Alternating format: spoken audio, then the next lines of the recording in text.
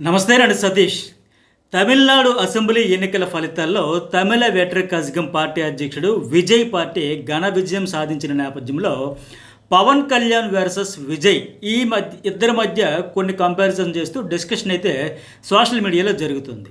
ఎందుకంటే ఏపీలో పవన్ కళ్యాణ్కు సాధ్యం కానిది ఏపీ రాజకీయాల్లో తమిళ రాజకీయాల్లో విజయ్కి ఎట్లా సాధ్యమైంది అనే చర్చ నడుస్తుంది. ఎందుకంటే పవన్ కళ్యాణ్ విజయ్ మధ్య కొన్ని పోలికలు ఉన్నాయి. ఇద్దరు సినీ నేపథ్యం నుంచి వచ్చారు. విజయ్ తండ్రి సినీ నిర్మాతగా ఆ ఇండస్ట్రీ నుంచి వచ్చి ఉంటే, ఇక్కడ పవన్ కళ్యాణ్ వాళ్ళ అన్న కూడా ఇండస్ట్రీ నుంచి చిరంజీవి రావడం, ఇవన్నీ ఇద్దరు కూడా స్టార్ హీరోసే, పెద్ద హీరోలు. ఏపీలో పవన్కు తమిళంలో విజయ్కు ఉన్న క్రేజ్ ఎక్కువే ఉంది. ఇద్దరికి కూడా ఎవరిది తక్కువేం కాదు. అయినా ఏపీలో పవన్ కళ్యాణ్ పార్టీ సోలోగా ఎందుకు మొదటిసారి ఎన్నికల్లో ఘన విజయం సాధించలేదు? విజయ్ పార్టీ ఎట్లా ఘన విజయం దక్కించుకుంది? ఇద్దరి మధ్య అనేక సారూప్యతలు ఉన్న రాజకీయాల్లోకి వచ్చేసరికి అతనికి అంత ఘన విజయం ఎట్లా తగ్గింది? అదే స్థాయిలో క్రేజు, ఇమేజ్, ఫ్యాన్ ఫాలోయింగ్ అంతా ఉండే పవన్ కళ్యాణ్కు ఎందుకు అది సాధ్యం కాలేదు అనే ప్రశ్న చాలా మందిలో ఉంది. ఈ వీడియోలో గ్రౌండ్ రియాలిటీ ఏంటి, వాస్తవాలు ఏంటి అనేది మాట్లాడుకుందాం. స్కిప్ చేయకుండా చివరి వరకు చూడండి. చూసే ముందు లైక్ కొట్టండి, అట్లాగే కామెంట్ కూడా చేయండి. ఫస్ట్ టైం మన ఛానల్ చూసేవాళ్ళు ఇంతవరకు సబ్స్క్రైబ్ చేసుకోకపోతే సబ్స్క్రైబ్ చేసుకుంటే లోకల్ టు ఇంటర్నేషనల్ వరకు అనేక ఇంట్రెస్టింగ్ టాపిక్స్ మీద రెగ్యులర్గా news bowl and journalist Satish ఛానల్స్లో వీడియోస్ అయితే అనలైజ్ చేస్తూ ఉంటాను. ఇక ఎగ్జిట్ పోల్స్ అంచనాలు తారుమారు చేస్తూ Vijay party TVK first time పోటీ చేస్తూనే ప్రభంజనం సృష్టించింది. మొత్తం 234 అసెంబ్లీ స్థానాలు ఉన్న తమిళనాడులో ప్రభుత్వ ఏర్పాటుకు కావాల్సిన మ్యాజిక్ ఫిగర్ 118 సీట్లు కావాలి. నేను ఈ వీడియో చేసే సమయానికే విజయ్ పార్టీ 112 సీట్ల ఆధిక్యంలో ఉంది. అంటే మెజార్టీ స్పష్టం. తుది ఫలితాలు వచ్చేసరికి ఆ మిగిలిన 6 సీట్లు కైవసం చేసుకున్న ఆశ్చర్యపోవక్కర్లేదు. తమిళ ఓటర్లు పక్కగా పట్టం కట్టేసినట్టే. దశాబ్దాలుగా తమిళ రాజకీయాల్లో పాతుకుపోయి శాసిస్తున్న స్టాలిన్కి చెందిన డిఎంకే పార్టీ కావచ్చు, జయలలిత అన్నా డిఎంకే పార్టీలను కూడా పక్కన పెట్టేశారు తమిళ ఓటర్లు. 2024 ఫిబ్రవరి 2న విజయ్ పార్టీ అనౌన్స్ చేశాడు. పార్టీ పెట్టిన 2 ఏళ్లకే తొలిసారి పోటీ చేసి ఇలా ఘన విజయం సాధించిన ఒక రికార్డే. 100కు పైగా స్థానాలు దక్కించుకోవడం అంటే చరిత్రలో నిలిచిపోయే విజయం ఇది, ఘన విజయం ఇది. ప్రధానంగా డబ్బే రాజకీయాలను శాసిస్తున్న ఈ రోజుల్లో మిగిలిన పార్టీలతో పోల్చితే తక్కువ ఖర్చుతో ఈ విజయం దక్కించుకున్నాడు. అన్నా డిఎంకేకు కేంద్రంలో అధికారంలో ఉన్న బీజేపీ పార్టీ అన్ని రకాలుగా ఆర్థిక అండదండలు చూసుకుంటోంది. ఇటు రాష్ట్రంలో అధికారంలో ఉన్న డిఎంకేకు కూడా ఆర్థిక వనరులు పుష్కలంగానే ఉన్నాయి. సో ఆ 2 పార్టీలు ఏమాత్రం తగ్గలేదు. మరి విజయ్ పార్టీ ఖర్చు చేయలేదంటే చేశాడు, ఖచ్చితంగా చేశాడు. కానీ మిగిలిన ఆ ప్రధాన పార్టీలతో పోల్చితే చాలా తక్కువే. విజయ్ రాష్ట్రంలో అధికారంలో ఉన్న ఆ డిఎంకేతో కానీ, అటు కేంద్రంలో అధికారంలో ఉన్న బీజేపీ ఎన్డీఏ కూటమి పార్టీలతో కానీ ఎవరితో కూడా పొత్తు పెట్టుకోకుండా ఇండివిజువల్గా ఆ ఆర్థిక వనరుల అండదండలు పుష్కలంగా ఉన్నా సరే ఇండివిజువల్గా ఇతడు పోటీ చేశాడు. మెయిన్ ఏంటంటే అవినీతి రహిత రాజకీయాలే తన లక్ష్యమని ప్రతి సభలో విజయ్ ప్రచారం చేశాడు. 234 అసెంబ్లీ స్థానాలున్న తమిళనాడులో ప్రభుత్వ ఏర్పాటుకు కావాల్సిన మ్యాజిక్ ఫిగర్ 118 సీట్లు కదా. విజయ్ పార్టీ అయితే 112 సీట్ల వరకు సాధించింది. సోలోగా ప్రభుత్వాన్ని ఏర్పాటు చేయడానికి కేవలం 6 సీట్లకు మాత్రమే దూరంలో ఉంది. సో ఎలా చూసినా విజయ్ పార్టీ ప్రభుత్వాన్ని ఏర్పాటు చేయడం ఖాయం. మరి మిగిలిన ప్రధాన పార్టీలైన అన్నా డిఎంకే 59 స్థానాలను, అట్లాగే అధికార డిఎంకే 63 సీట్లు అయితే సాధించాయి. ఈ 2 పార్టీలు ఒకవేళ కలిసిపోతే 122 స్థానాలతో ప్రభుత్వాన్ని ఫామ్ చేస్తామని ఒకవేళ ముందుకు రావచ్చు. అప్పుడేంటి, స్టాలిన్ ఒక 2.5 ఏళ్ళు, పళనిస్వామి ఒక 2.5 ఏళ్ళు సీఎం సీట్ అయితే పంచుకుందామని రెడీ అయినా ఆశ్చర్యపోవక్కర్లేదు.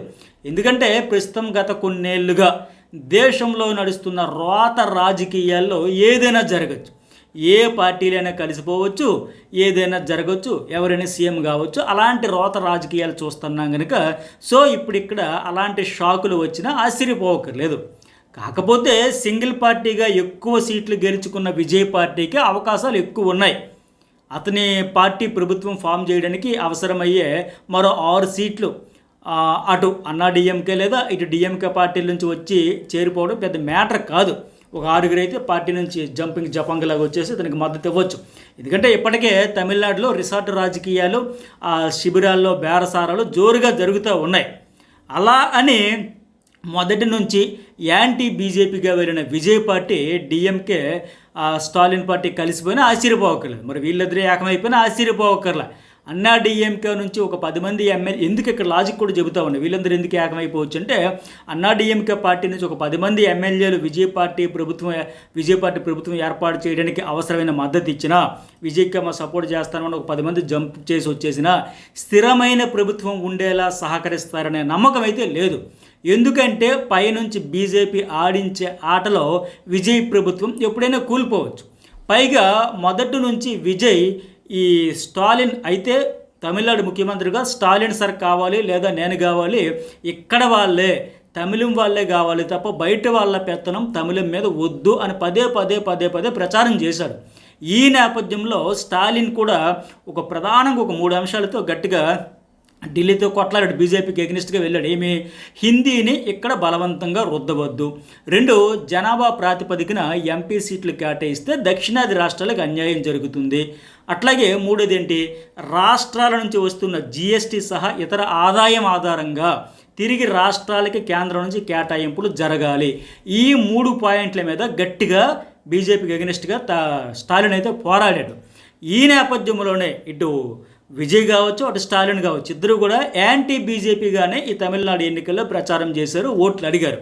ఈ నేపథ్యంలోనే బీజేపీ కానీ, ఆ పార్టీ మద్దతిస్తున్న పార్టీలు కానీ తమిళ రాజకీయాల్లో పాగా వేయకూడదు, అధికారం చేపట్టకూడదు, పెత్తనం చెలాయించకూడదు అనుకుంటే తన పార్టీ పూర్తి సపోర్టు విజయ్కి ఇస్తుంది డిఎంకే. అప్పుడు ఇంకా విజయ్ పార్టీకి వచ్చే ఇబ్బంది ఏమీ ఉండదు. సో ఇప్పుడు తమిళ రాజకీయాల్లో గాలి ఎటు నుంచి ఎటైనా వీయవచ్చు. విజయ్ పార్టీతో జతకట్టడానికి డిఎంకే, అన్నా డిఎంకే, బీజేపీ పార్టీలు పోటీ పడుతున్నాయి, వెంపర్లాడుతూ ఉన్నాయి. సో సీఎం సీటులో విజయ్ కూర్చోవడం పక్కా. అయితే అది ఎట్లా, ఏదైనా పార్టీ అధికార మద్దతుతో కూర్చుంటాడా, ఆ 6 సీట్లు ప్రస్తుతానికి తక్కువ వచ్చినాయి కనుక మ్యాజిక్ ఫిగర్ కంటే, లేక ఇతర పార్టీలో గెలిచిన ఎమ్మెల్యేలు ఫిరాయింపుల మద్దతుతో కూర్చుంటాడా అనేదే చూడాలి. సో రిసార్ట్ పాలిటిక్స్ ఇప్పుడు ఏ స్థాయి రోత రాజకీయాలను దేశానికి చూపిస్తాయో చూద్దాం. ఏ పార్టీలు జత కడతాయి, లేకపోతే ఎవరు జంప్ చేస్తారు ఏంటని చూద్దాం. ఇక అసలు టాపిక్లోకి వెళ్దాం. 100కు పైగా స్థానాలు సాధించిన విజయే సీఎం అయ్యే ఛాన్స్ ఉంది. స్టాలిన్ సపోర్ట్ ఇచ్చినా ఇస్తాడు. బీజేపీ, అన్నా డిఎంకేకు ఇప్పటికే సపోర్ట్ ఇవ్వడానికి అయితే సిద్ధపడ్డాయి. కానీ విజయ్ వాటి సపోర్ట్ తీసుకుంటాడో లేదో చూడాలి, తీసుకోకపోవచ్చు. ఎందుకంటే యాంటీ బీజేపీగానే ఈ ఎన్నికల ప్రచారంలో విజయ్ పాల్గొన్నాడు. బీజేపీ చెప్పు చేతుల్లో ఉండి ఆడమన్నట్లు ఆడుతున్న అన్నా డిఎంకే మద్దతుతో వెళ్తే తన ప్రభుత్వానికి దినదిన గండం కావచ్చు. అందుకే ఆ పార్టీ మద్దతు తీసుకోకపోవచ్చు.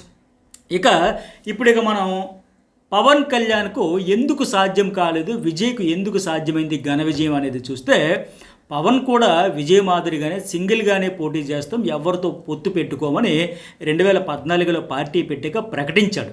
కానీ ఆ ఎన్నికల్లో రాష్ట్రం విడిపోయిన తర్వాత డైరెక్ట్గా తను పార్టీ నుంచి పోటీ చేయకుండా ఎన్డీఏ కూటమికి పరోక్షంగా బయట నుంచి అయితే మద్దతు ఇచ్చాడు. 2019 ఎన్నికల్లో Janasena party, BSP, CPI, CPM పార్టీలతో పొత్తు పెట్టుకుని పోటీ చేశాడు. 175 స్థానాలకు గాను జనసేన 137 స్థానాల్లో తన అభ్యర్థులను దించింది. అటు టీడీపీ, ఇటు వైసీపీని తీవ్రంగా విమర్శిస్తూ పవన్ కళ్యాణ్ కూడా ప్రచారం అయితే చేశాడు, పోటీకి దిగాడు. తను భీమవరం, గాజువాకల్లో పోటీ చేశాడు. కానీ పవన్ కళ్యాణ్ జనసేన పార్టీ ఆ ఎన్నికల్లో కేవలం ఒకే ఒక్క స్థానం రాజోలు మాత్రమే గెలుచుకుంది. అక్కడ గెలిచిన అభ్యర్థి రాపాక వరప్రసాద్ కూడా తర్వాత వైసీపీకి మద్దతు తెలిపాడు, జనసేనకు దూరం అయ్యాడు. పవన్ కళ్యాణ్ పొలిటికల్ కెరీర్లో దారుణమైన పరాజయం అది. అలాగే 2019 ఎన్నికల్లో జనసేన కేవలం 5.53% ఓట్లు సాధించింది. ఆ పార్టీకి మొత్తం పోలిన ఓట్లు 17,36,000 వరకు ఉన్నాయి. సో ఈ ఫలితాలతో పవన్ రాజకీయ భవిష్యత్తు ప్రశ్నార్థకం అయిపోయింది.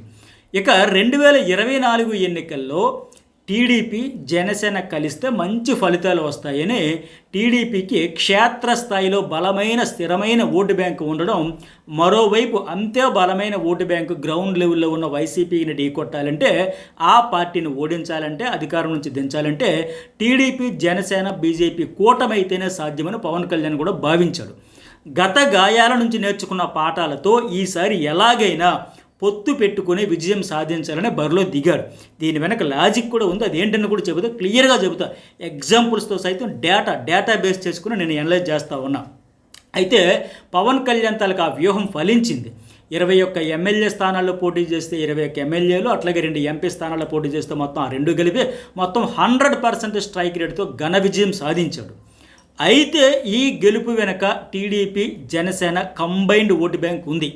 ఆ పార్టీల్లో పై స్థాయి నుంచి, రాష్ట్ర స్థాయి నాయకత్వం నుంచి కింద స్థాయి గ్రౌండ్ లెవెల్ క్యాడర్ వరకు ఉన్న సమన్వయం వల్ల ఇది సాధ్యమైంది.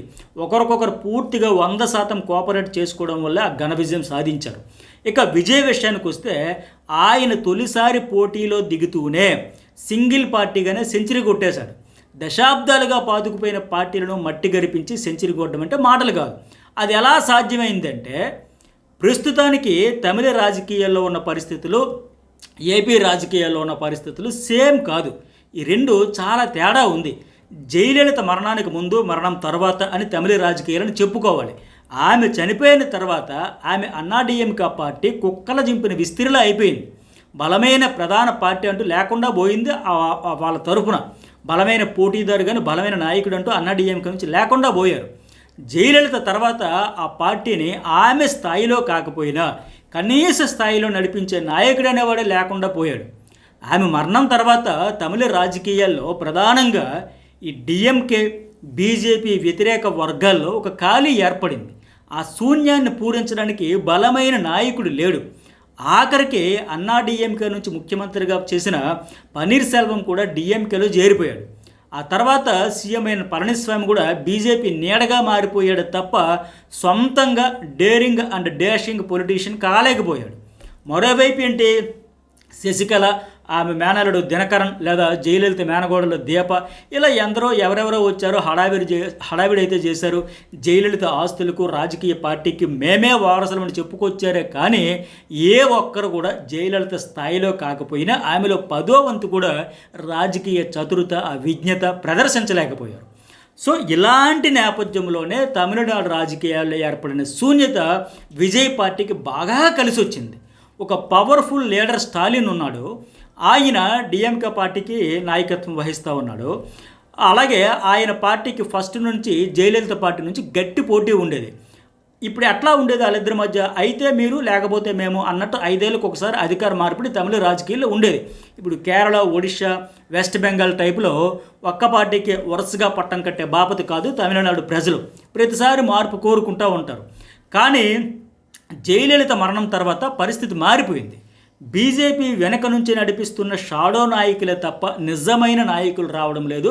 బీజేపీ నడిపిస్తే నడుస్తున్న వాళ్ళే తప్ప స్వచ్ఛమైన తమిళ్ ఫ్లేవర్ మిస్ అయిపోయింది. ఆ పార్టీ సోల్ కోల్పోయింది. జయలలిత అనుచరుడిగా సీఎం అయిన పన్నీర్ సెల్వం కూడా డిఎంకేలో చేరిపోతే ఇంకా అర్థం ఏముంది? బీజేపీకి ఎదిరించే వాళ్ళే లేరా, ఆడిస్తే ఆడేవాళ్ళ అనే మాదిరిగా కొంతమందిలో ఒక వర్గంలో అసంతృప్తి నెలకొంది. ఇలాంటి నేపథ్యంలోనే విజయ్ పార్టీ పెట్టి రైట్ టైంలో రైట్ డెసిషన్ తీసుకున్నాడు. అందుకు లేటెస్ట్ రిజల్ట్సే లైవ్ ఎగ్జాంపుల్. మరోవైపు జయలలితల సినిమా రంగం నుంచి వచ్చిన విజయ్కు ఆ రంగం నుంచి అండదండలు పూర్తిగా లభించాయి. యూత్, మహిళల్లో మంచి ఆదరణ లభించింది. ఇటీవల వచ్చిన మాస్టర్ కానీ ఈ సినిమాలు అన్నింటి ద్వారా కూడా మంచి ఫ్యాన్ బేస్ అయితే మరింత పెరిగింది. అలాగే ప్రతి 5 ఏళ్లకు మార్పు కోరుకున్న తమిళ ఓటర్లు ఈసారి ఆ మార్పు విజయ్ పార్టీకి అధికారం ఇచ్చేలా కోరుకున్నారు. ఆయన ఇటీవల చేసిన సినిమాలు కూడా యూత్కి బాగా దగ్గర చేసే, మరింత దగ్గర చేసే. అట్లాగే ఆఖరి సినిమా అంటూ జననాయకుని విడుదలకు ఆటంకాలు ఏర్పరచడం కూడా సానుభూతిని పెంచాయి. ఇన్నేళ్ళు లేనిది ఇప్పుడే అతడి సినిమాకు సెన్సార్ పేరుతో ఆటంకాలు ఏంటని, పైగా మూవీ లీక్ చేసేయడం కూడా సింపతిని పెంచాయి. అదే టైంలో భార్యతో విడాకులు, విభేదాలు కూడా సింపతిని పెంచాయి. అంటే ఇంటా బయట టార్గెట్ గురవుతున్నాడు అనే సింపతి బాగా వర్కౌట్ అయింది. డిఎంకే లేదంటే అన్నా డిఎంకే పరిస్థితి నుంచి ఇప్పుడు టీవీకే ప్రధాన పార్టీగా ఎదిగిపోయింది. అందుకే భవిష్యత్తులో ఈ పార్టీలోనే విలీనాలు, చేరికలు మరింత పెరుగుతాయి.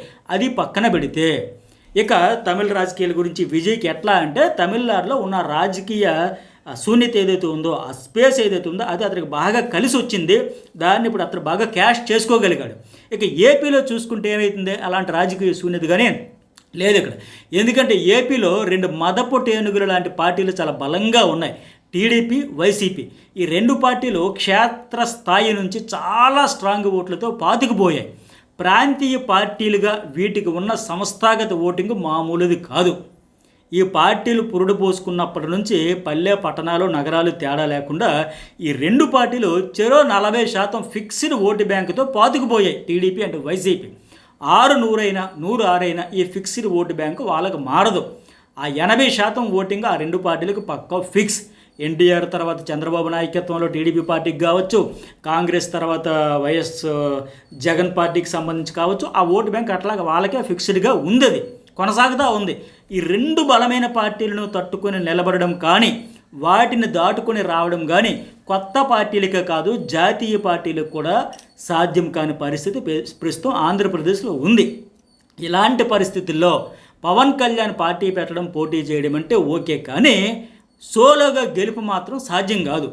కూటమి మద్దతుతో ఓకే, కానీ ఆ పార్టీలకు వ్యతిరేకంగా అంటే అధికారాన్ని తెచ్చిపెట్టేంత ఓట్లు ఆ పార్టీకి క్షేత్రస్థాయిలో లేవు. నేను ఇది ఊరికే చెప్పట్లే, గ్రౌండ్లో గత ఎన్నికల్లో, అంతకుముందు ఎన్నికల్లో జరిగిన ఎగ్జాంపుల్స్ డేటాతో సైతం ఇక్కడ చెబుతా మీకు క్లియర్గా అర్థమైపోద్ది. ఇప్పుడు 2019లో జనసేన 135 స్థానాల్లో పోటీ చేస్తే 5.53% మాత్రమే ఓట్లు వచ్చాయి. 2024లో 21 స్థానాల్లో పోటీ చేస్తే 6.87% ఓట్లు సాధించింది. అది టీడీపీ, బీజేపీ కూటమి వల్ల, మెయిన్ టీడీపీతో కూటమి వల్ల సాధ్యమైంది. ఈ విషయం పవన్ కళ్యాణ్ కూడా గుర్తించిందే. వైసీపీ లాంటి బలమైన పార్టీని తట్టుకుని గెలవాలంటే అంతే బలమైన ఓట్లు ఉన్న టీడీపీ లాంటి పార్టీతోనే, ఆ పొత్తుతోనే సాధ్యమని ఆయనే స్వయంగా చెప్పారు. ఇక్కడ నియోజకవర్గంలో అభ్యర్థి ఎవరైనా కానీ టీడీపీ, వైసీపీ రాష్ట్ర నాయకత్వాన్ని, ఆ రాష్ట్ర లీడర్లు ఎవరైతే, ఆ పార్టీ రాష్ట్ర స్థాయి లీడర్లు ఎవరైతే ఉన్నారో అటు చంద్రబాబు, జగన్, వాళ్ళను చూసి వేసే సంస్థాగత ఓటింగు ఈ చెరో 40% ఈ పార్టీలకు ఉంది. ఇది ఎట్టి పరిస్థితుల్లో మారదు. అది చాలామంది అనొచ్చు, పెన్షన్లో మార్చేసే తాయిలాలు అనేసి ఇంకేది చెప్పొచ్చు, కానీ ఈ 40% మాత్రం పక్కగా ఆ రెండు పార్టీలకు స్థిరమైన ఓటు బ్యాంకు. ఆ 40% ఆ పార్టీలకి తప్ప వేరే వైపు చూడరు, వేరు.